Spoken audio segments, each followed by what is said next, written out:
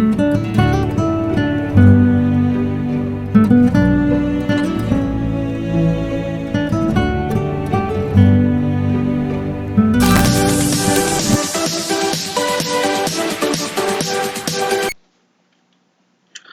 के इस video lecture में हम निबंध लेखन की चर्चा करेंगे।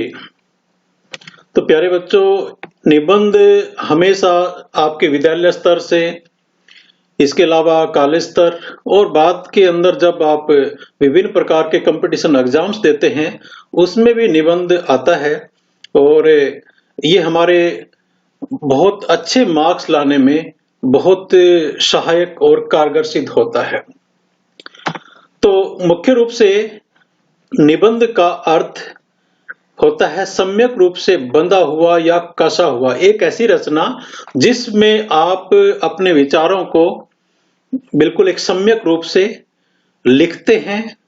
उस निबंध में विचार या भाव एक सूत्र में बंधे रहते हैं। इसमें किसी विषय पर अपने विचारों को सुंदर, सरल और रोचक भाषा में क्रमानुसार लिखने को निबंध कहा जाता है। निबंध कई बार ये प्रश्न आता है कि निबंध कितना छोटा लिखें, कितना बड़ा लिखें, कितने पेज का लिखें। तो यहाँ पर क्योंकि जो विषय है उसकी गंभीरता और व्यापकता के आधार पर निबंध छोटा या बड़ा हो सकता है। अमूमन ये 250 से 300 शब्दों का होता है जिसमें आप 3 से 2 या 3 पेज या 2.5 पेज से 3 पेज तक लिख सकते हैं। प्रसिद्ध जो निबंधकार आचार्य रामचंद्र शुक्ल जी हुए हैं कि उन्होंने निबंध को लेखन के जो गद्य की कसौटी माना है। तो आगे बढ़ने से पहले एक निवेदन है कि अभी तक ये चैनल आपने सब्सक्राइब नहीं किया तो इस चैनल को सब्सक्राइब कर लें। कुछ परीक्षा की दृष्टि से महत्वपूर्ण निबंध की कैटेगराइज किया है मैंने। तो उसकी कैटेगरीज इस प्रकार से हैं कि सबसे पहले जो निबंध आते हैं ये राष्ट्रीय विषय प्रधान निबंध होते हैं। कुछ निबंध समस्या परक निबंध होते हैं, जैसे प्रदूषण की समस्या है, जनसंख्या वृद्धि की समस्या है, बहुत सारे इस प्रकार के। और राष्ट्रीय विषय प्रधान जैसे कि हमारे गणतंत्र दिवस है, स्वतंत्रता दिवस है, राष्ट्रीय एकता दिवस है, इस प्रकार के कई हमारे दिवस मनाए जाते हैं। तो ये सब उसी श्रेणी में आते हैं। तीसरे प्रकार के विचार प्रधान और नीतिपरक निबंध होते हैं। विचार प्रधान और नीतिपरक में जिस प्रकार से कि परोपकार की भावना, इस प्रकार के जो नीतिपरक हैं, सच का महत्व, इस प्रकार के इस श्रेणी में आते हैं। अगली श्रेणी है ज्ञान विज्ञान संबंधी निबंध।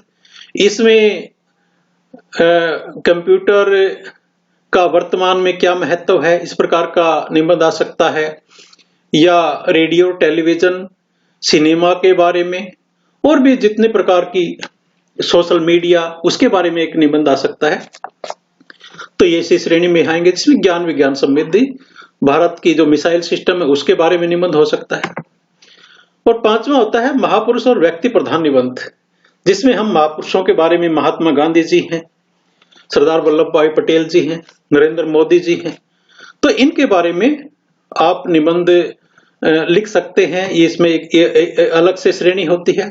इसके अलावा खेल, भ्रमण और संबंधी नियम होते हैं, जिसमें आपका प्रिय खेल या आप कहीं पर भ्रमण के लिए गए तो वहां के बारे में, यात्रा संबंधी ये हो सकते हैं निबंध। तो ये मोटा मोटी ये 6 प्रकार की कैटेगरीज होती हैं। इसमें ये हमेशा इसमें से 3 या 4 आपको आते हैं हमेशा। नेक्स्ट है कि निबंध लेखन की प्रक्रिया क्या होती है। निबंध लेखन में सबसे पहले आपने प्रस्तावना या भूमिका लिखनी होती है। दूसरा, विषय का प्रतिपादन करना होता है। तीसरा, उस विषय का विस्तार करना होता है जो आपने प्रतिपादन में किया है। और चौथा, उपसंहार या निष्कर्ष कहते हैं। तो यहां पर हम इसको डिटेल से पढ़ेंगे कि प्रस्तावना में क्या होता है। प्रस्तावना या भूमिका के अंतर्गत विषय का परिचय देना होता है, यानी जिस विषय पर आप निबंध लिखना चाह रहे हो तो उस विषय का आपने परिचय देना होता है। और विषय का जो परिचय आपने देना है वो बड़ा सारगर्भित, प्रभावपूर्ण, आकर्षक और धारा प्रवाह होना चाहिए। इसके अलावा वो थोड़ा उद्देश्य पूर्ण भी होना चाहिए, क्योंकि यहां से आप एक शुरुआत कर रहे हैं और जो भी एग्जामिनर होता है वो आपके निबंध की यहां से पढ़ना उसको शुरू करेगा, इसलिए वो बड़ा आकर्षक उसकी भाषा शैली होनी चाहिए। कहते हैं कि first impression is the last impression. अगर आपकी भूमिका अच्छी है तो वो आपके बहुत ज्यादा अंक आने की संभावना बढ़ जाती है। अमूमन जो भूमिका रहती है वो किसी के वक्तव्य से शुरू की जा सकती है या फिर जो किसी कविता की लाइन से शुरू की जा सकती है, तो ये काफी अच्छा माना जाता है।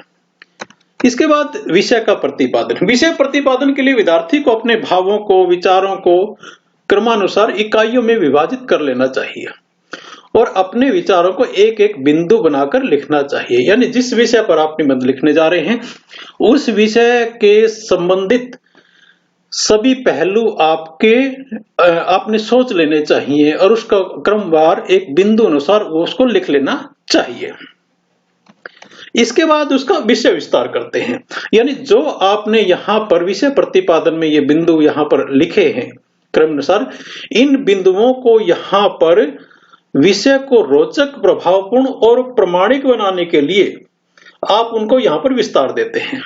और इस विस्तार में आपने सूक्तियों का प्रयोग करना है, काव्यांशों का प्रयोग करना है और महापुरुषों के जो अपवाक्य प्रसंग अनुसार प्रयोग कर लेने चाहिए। इसमें आप अपने निजी अनुभव भी जोड़ सकते हैं। और अंत में यह भाग निबंध की चरमावस्था कहलाता है। उपसंहार जो होता है वो चरम अवस्था होता है, यानी चरम अवस्था होता है। उपसंहार ऐसा हो जो निबंध का उद्देश्य तो स्पष्ट करे, अपितु पाठक के मन में गहरी छाप भी छोड़े। तो यहाँ पर जो भी आपने निबंध लिखा है उसकी एक छाप उसके उपसंहार में रहनी चाहिए और ये हमेशा सकारात्मक होना चाहिए। इस प्रकार का प्रयास हमें करना चाहिए। एक अच्छा निबंध तभी लिखा जा सकता है। एक अच्छे निबंध लिखने के लिए कुछ यहाँ पर सुझाव दिए गए हैं जो काफी कारगर सिद्ध हो सकते हैं। सबसे पहला कि निबंध लिखने का निर्णय करने से पहले निबंध के विषय को भली भांति समझ ले। यानी जब अब भी आपको परीक्षा में निबंध लिखने के लिए आते हैं तो 4 या 5 निबंध का ऑप्शन रहता है, तो उसमें से आपने पहले ये सोचना है कि मैं किस विषय पर निबंध लिख सकता हूं, इसलिए उस विषय को भली भांति समझ ले कि मैं कौन से विषय पर निबंध लिखने जा रहा हूं। और निबंध शुरू करने से पहले उसकी रूपरेखा बना ले। जिस प्रकार से मैंने कहा था कि विषय का जो प्रतिपादन है उसमें अलग अलग बिंदु बनाने हैं, तो वो सारे भी आपने बना लेने चाहिए। और बाद में इन्हीं बिंदुओं का विस्तार अनुच्छेदों के रूप में किया जाता है कि जब अलग अलग अपने बिंदु बना लिए और उन बिंदुओं के विस्तार को आप अनुच्छेदों में लिख सकते हैं। अनुच्छेद में प्रत्येक बिंदु का स्पष्टीकरण करना आवश्यक है। यानी आपने कोई बिंदु तो लिख दिया लेकिन उसके बारे में इतना ज्यादा स्पष्ट नहीं कर पाए तो वो आपकी कमजोरी माना जाएगा। इसलिए अनुच्छेद में प्रत्येक बिंदु का स्पष्टीकरण करना आवश्यक है। और उसके लिए हम जो उदाहरण दे सकते हैं, कविता की कुछ पंक्तियां जैसे मैं पहले बता चुका हूं, और कुछ महत्वपूर्ण व्यक्तियों के वक्तव्य भी लिख सकते हैं। आगे है कि प्रत्येक बिंदु एक दूसरे से संबंधित होना चाहिए।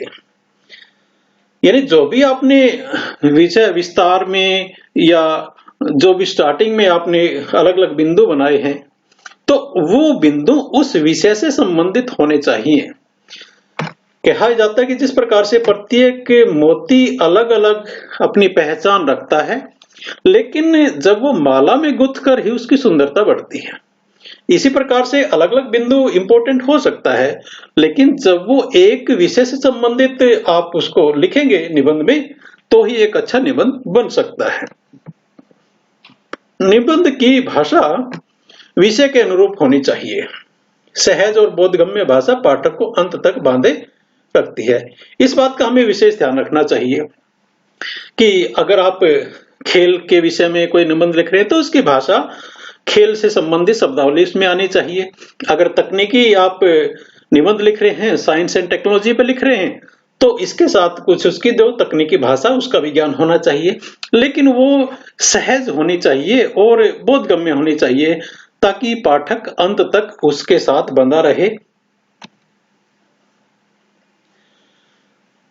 नेक्स्ट है, निबंध लेखन में भाषा शैली रोचक होनी चाहिए, क्योंकि ये आपकी जो पर्सनैलिटी को बताता है, ये आपके व्यक्तित्व को बताता है। जो निबंध लेखन जब आप करते हैं तो जो पढ़ने वाला है या एग्जामिनर है, उसको आपके व्यक्तित्व के बारे में पता लगता है। आप किस प्रकार के शब्दों का प्रयोग करते हैं, किस प्रकार के प्रसंगों का आप उपयोग करते हैं, आप सकारात्मक दृष्टिकोण रखते हैं, नकारात्मक दृष्टिकोण करते हैं, तो ये आपके व्यक्तित्व का परिचायक होता है। इसलिए इसकी भाषा शैली भी बहुत अच्छी रोचक होनी चाहिए। नेक्स्ट, निबंध में सूक्तियों, प्रेरक प्रसंगों और कविता की पंक्तियों का यथासंभव प्रयोग करना चाहिए। लेकिन एक चीज और यहाँ पर बताना चाहूंगा कि ये यथासंभव ही होना चाहिए, ज्यादा प्रयोग इसका नहीं करना चाहिए। एक्सेस एवरीथिंग इज बैड, अतिशय विरोध। तो अगर इसको हम बहुत ज्यादा कविता की लाइनें लिख देंगे उसके अंदर या प्रसंगों कर देंगे, तो वो कहीं ना कहीं अपनी दिशा से निबंध भटक सकता है। मुहावरे और लोकोक्तियों से भाषा प्रभावपूर्ण हो सकती है। जहां भी आपको ऐसा लगता है कि मुझे मुहावरे और लोकोक्तियां उस विषय के अनुकूल लगती हैं, तो उसका प्रयोग करना चाहिए। निबंध लेखक के व्यक्तित्व को अभिव्यक्त करता है, इसमें व्यक्तिगत अनुभवों को भी समावेश किया जा सकता है। यानी जो भी आपके निजी अनुभव होते हैं, वे आप इस निबंध के द्वारा उसके अंदर लिख सकते हैं। इससे आपका जो निबंध है एक अलग ही मुकाम पर पहुंचेगा और बहुत अच्छे अंक आने की उसमें संभावना हो जाती है। और एग्जामिनर को भी अच्छा लगता है कि इस व्यक्ति ने या इस बच्चे ने अपना भी अनुभव इसके अंदर जोड़ा है। इसका मतलब इसके दृष्टिकोण है वो सकारात्मक है। भाषा की अशुद्धता और व्याकरणिक अशुद्धियों निबंध लेखन की छवि को धूमिल करती हैं। यानी जब आप निबंध लिख रहे हैं, अगर आप व्याकरण के तौर पर कुछ आप गलतियां कर रहे हैं, शब्दों में अशुद्धियां लिख रहे हैं, तो उससे क्या होता है, आपकी जो छवि है वो धूमिल होती है। एग्जामिनर को ये पता लगता है कि इसको व्याकरण का ज्ञान नहीं है और ये ठीक से लिख नहीं पा रहा है। इसलिए भाषा की शुद्धता और व्याकरण पर विशेष ध्यान देना चाहिए। नेक्स्ट है, बोर्ड द्वारा निर्धारित शब्द सीमा के अनुरूप ही निबंध लिखना चाहिए। यानी जिस प्रकार से, क्योंकि जब भी इस प्रकार का प्रश्न आता है निबंध का, तो उसमें लिखा रहता है कि इतने शब्दों में निबंध लिखिए, तो उससे न कम होने चाहिए और न उससे ज्यादा होने चाहिए। इस चीज का विशेष ध्यान रखा जाना चाहिए। यहां हम निबंध लेखन के कुछ उदाहरण देखेंगे। तो सबसे पहला है समाचार पत्रों की उपयोगिता। कई बार हमको संकेत बिंदु कुछ दिए रहते हैं, तो अगर आपको संकेत बिंदु दिए रहते हैं निबंध के साथ, तो आपने उन्हीं संकेत बिंदुओं पर ही अपना ध्यान एकाग्रित करना है और उसके अलावा कुछ भी नहीं लिखना है। तो अगर इसी प्रकार का ये निबंध आ जाता है, तो उसको आपने सबसे पहले भूमिका लिखनी है। भूमिका के बाद आरंभ, विस्तार, यानी समाचार पत्रों का आरंभ कैसे हुआ, बाद में समाचार पत्र का विस्तार कैसे हुआ। भूमिका में आपने लिखना कि समाचार पत्र होते क्या हैं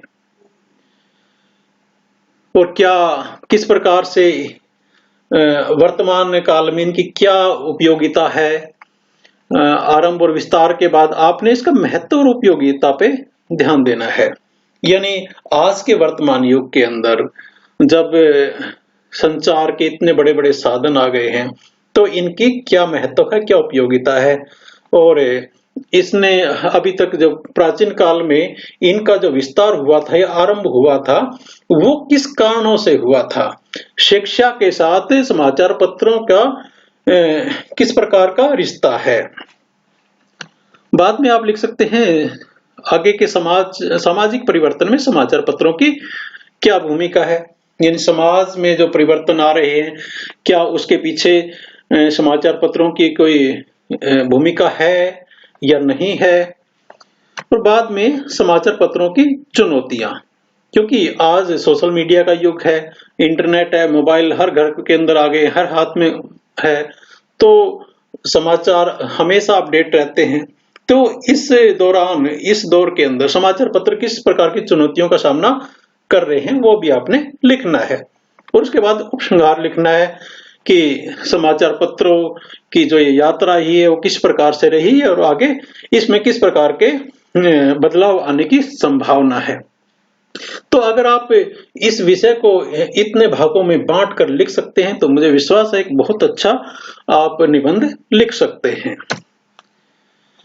एक और हम उदाहरण देखेंगे, जैसे कि भारतीय जीवन में व्यापक कुरीतियां। इसमें भी संकेत बिंदु हो सकते हैं जो लिखा जाता है। भूमिका है, हमारी सामाजिक कुरीतियां हैं, समाज पर प्रभाव, कारण, निवारण और उपसंहार।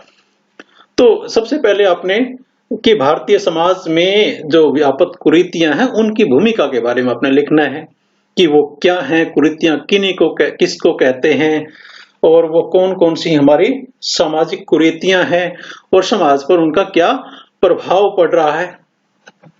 इसके साथ साथ कारण और निवारण, कि किस कारण वो कुरीतियां शुरू हुई, क्योंकि एक जब निबंध लेखक से ये अपेक्षा की जाती है कि वो उस विषय की गहराई में जाकर सोचे और उसके निवारण पर भी वो अपनी कुछ बिंदु रखे। इसलिए कारण क्या हो सकते हैं उस व्यापक कुरीतियों के, या निवारण कैसे हो सकते हैं, यानी उसको दूर कैसे किया जा सकता है। और उसके बाद उपसंहार के भारतीय जीवन में जो व्यापक कुरीतियां हैं पहले किस प्रकार की थी, वर्तमान में क्या स्थिति है, और जैसे जैसे समाज बदलेगा या शिक्षा ज्यादा आएगी तो उसमें और किस प्रकार की किस दिशा में जाने की संभावना है। तो इस प्रकार से आप संकेत बिंदुओं के माध्यम से बहुत अच्छा निबंध लिख सकते हैं। तो मैं आशा करता हूं ये वीडियो आपको पसंद आई होगी, और अगर ये पसंद आई तो चैनल को सब्सक्राइब जरूर करें। और अगर आप किसी दूसरे विषय पर वीडियो चाहते हैं तो आप कमेंट बॉक्स में जरूर लिख दें। धन्यवाद। जय हिंद, जय भारत।